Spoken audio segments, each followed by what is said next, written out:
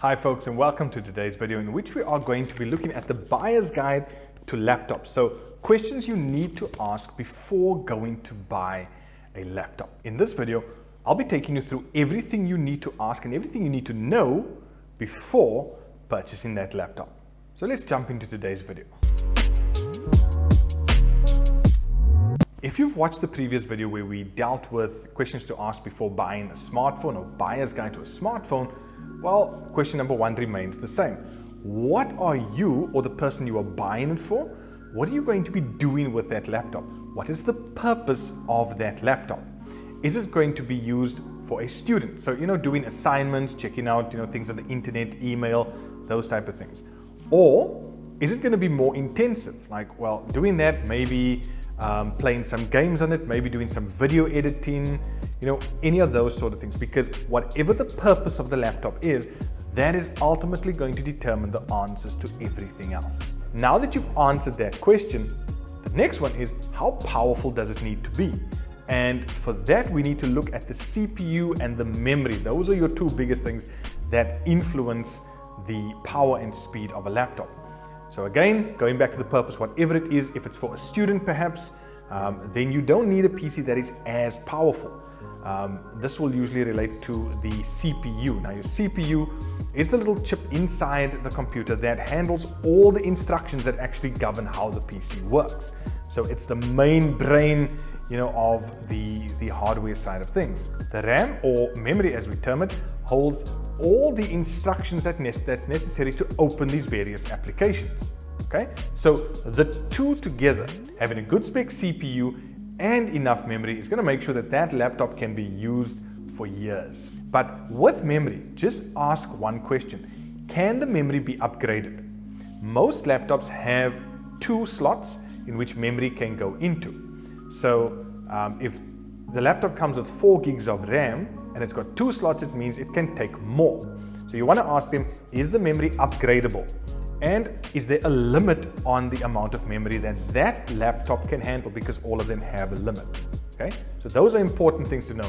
So that look, 2 years down the line, a PC gets a bit slow, there's not much stored in it, you can upgrade the memory.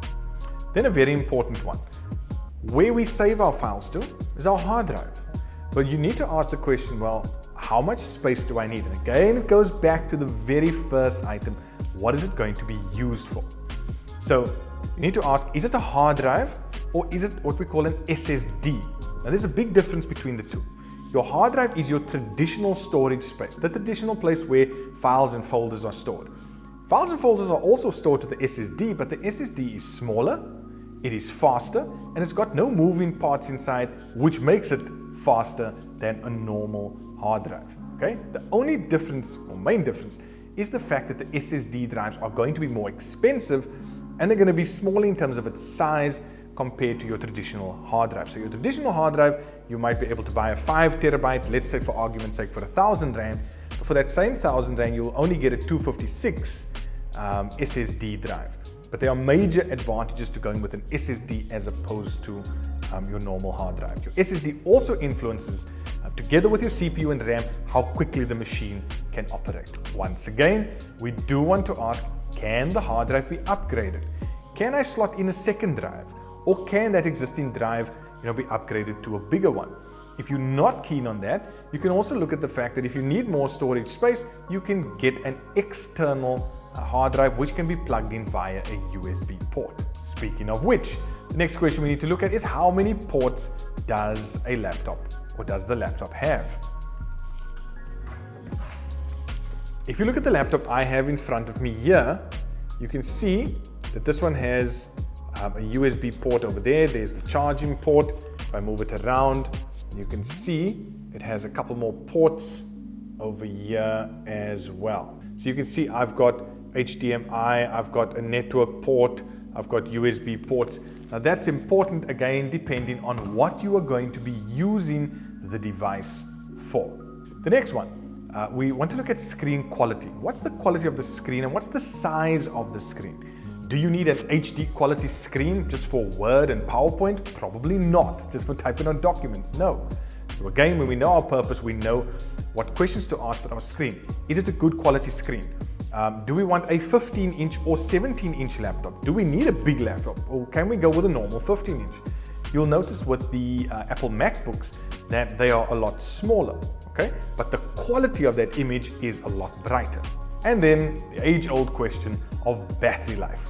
If my laptop is fully charged, how long can I sit and use it for before it dies? Not again sitting on the couch or sitting on the counter. No, how long can I actually use it for before it dies? And then, as I mentioned before, when you look at all of this together, you need to ask which of the components can be upgraded and how far can they go in terms of being upgraded, like I mentioned with memory and your hard drive.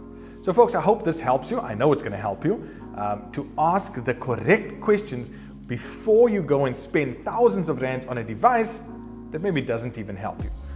When it comes to these laptops, they are usually preloaded with a version of Windows, so that's your operating system. Please find out which version it is. And I'm not saying or talking about what like Windows 7, Windows 10, no.